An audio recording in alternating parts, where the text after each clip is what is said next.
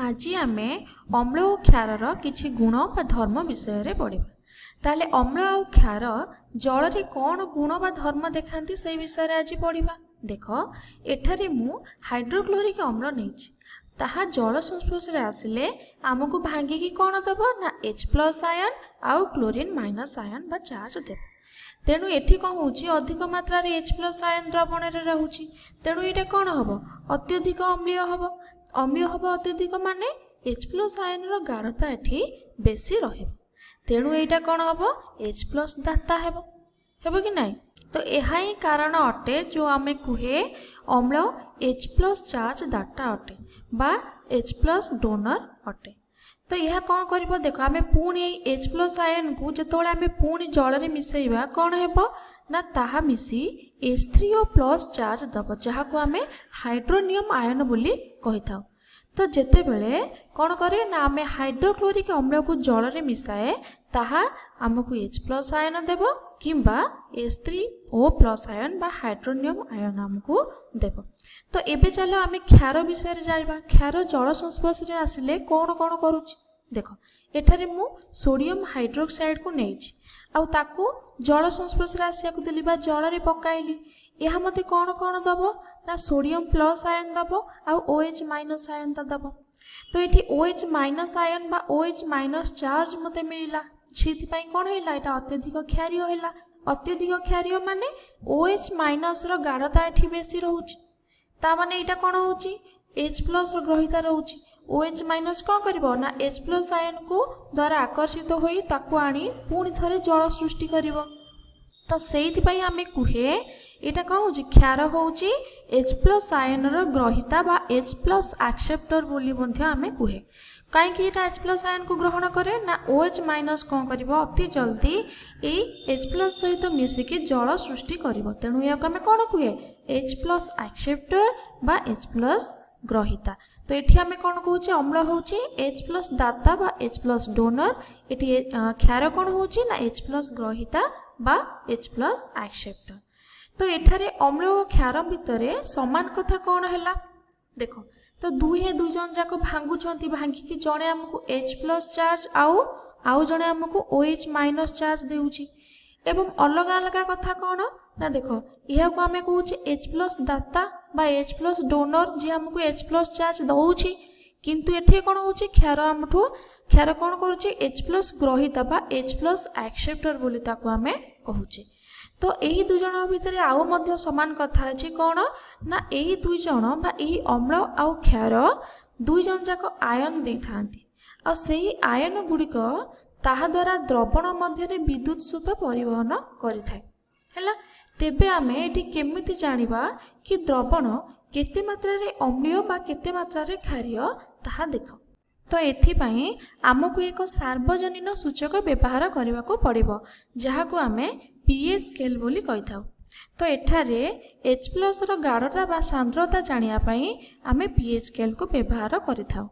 तो जदि H+ ion रो गाढ़ता बा सांद्रता बढ़िबो ताहले pH वैल्यू कौन परिवर्तन हेबो ना pH वैल्यू कम हबो। तो जहार H+ आयन रो गाढ़ता अधिक तार pH वैल्यू कौन रहइबो कम रहइबो।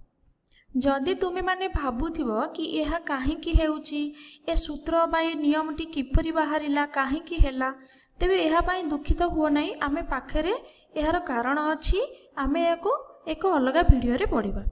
चलो एई फॉर्मूला बा एई नियम विषय रे किछि जानिबा। तो एठारे मु तुमको शुद्ध जल विषय रे कहिबी।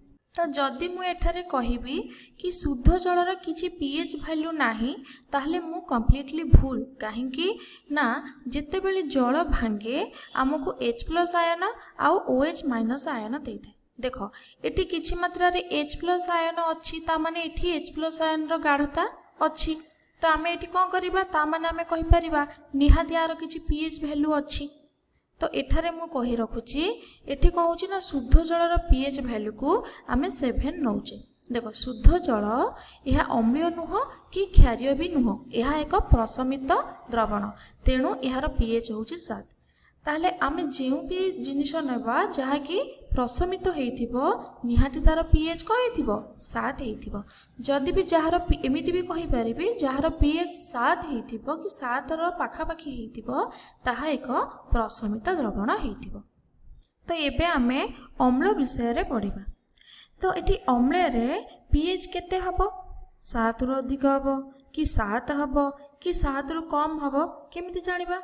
तो टिके भाबो देखो आमे जानिचे अम्ल कौन होउची H+ डोनर बा आमे अम्ल को H+ दाता बोली मध्य कहि थाउ। तेनु एठारे कौन हबो जेहेतु जनक पाखरे किछि तो अधिक अछि बोली से दउची ना ता माने या पाखरे H+ आयन रो गाढ़ता अधिक अछि।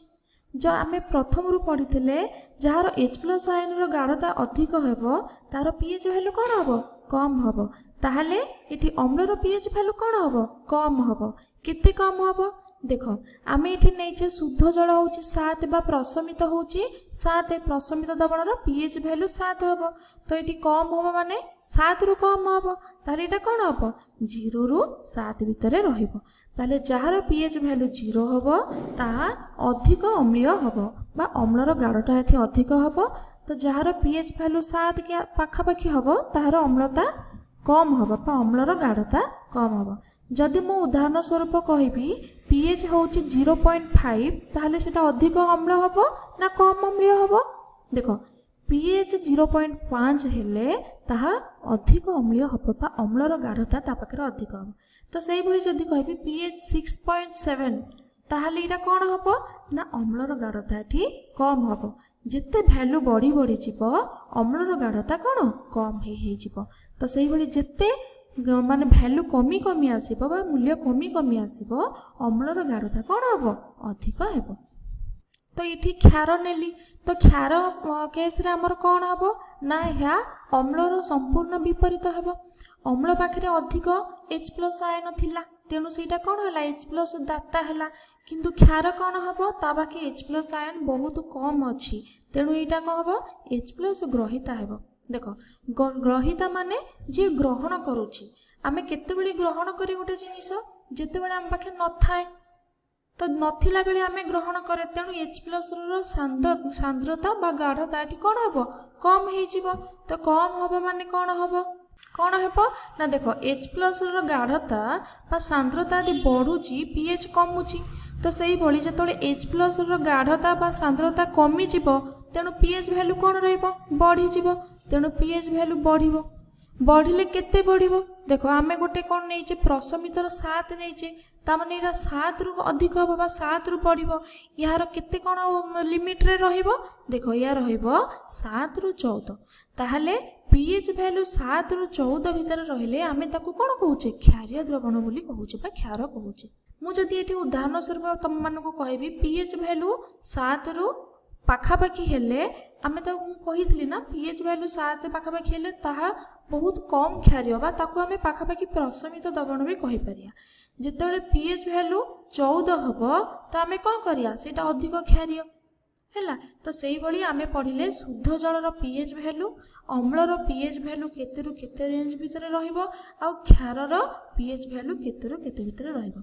तो 14 पाखापाखी जदि रहुची एहार क्षार रो गाढ़ता कोन होउची बेसी हबो। जदि 7 पाखापाखी रहिबो ताले क्षार रो गाढ़ता कोन हेबो बहुत कम रहबो बा पाखापाखी न्यूट्रल बा प्रशमित होइकी रहिबो। तो मु जदि कहबी 13 तो 13 माने सेटा कोन हबो ना अधिक क्षारीय हबो बा क्षार रो गाढ़ता बढ़िबो। तो सेही भली मु जदि कहबी 7.1 ताले कोन हबो ना बहुत कम क्षारीय हबो बा पाखापाखी प्रशमित द्रवण बोली मध्य। जदि आमे तळकु तळकु जाउछे ताले अम्ल रो गाढ़ता बढ़ी बढ़ी जाउछे। तो जदि आमे ऊपर ऊपर को जाउछे ताले क्षार रो गाढ़ता बढ़ी बढ़ी जाउछे। आ जदि आमे मझिरे रहुछे ताले कोन होउछे न्यूट्रल बा प्रशमित होइकी रहुछे बा पाखापाखी प्रशमित जाको आमे कहि पारे। ताले जदि मु ब्लड कथा नेली ब्लड होउछे 7.4 माने पाखापाखी कोन न्यूट्रल बा पाखापाखी बेसिक। जदि मु एठी ब्लीच कथा नेली ब्लीच रहउछे 13.5 देखो 7 रु 14 नेले क्षारीय 14 पाखापाखी हेले सेटा कोन होउछी बेसी क्षारीय ताले एटा होउछी ब्लीच ता होउछी बेसी क्षारीय। जदि मु एठी ग्रेप्स कथा नउछी ग्रेप्स रहउछी 2.5 तो 7.0 ରୁ 7 भितर रहले एटा होची अम्लीय तो 2.5 माने एटा बहुत एसिडिक हबो बहुत अम्लीय हबो तो एठी pH स्केल व्यवहार करी आमे कहि परिबा अम्ल और क्षारर गाढ़ता केते।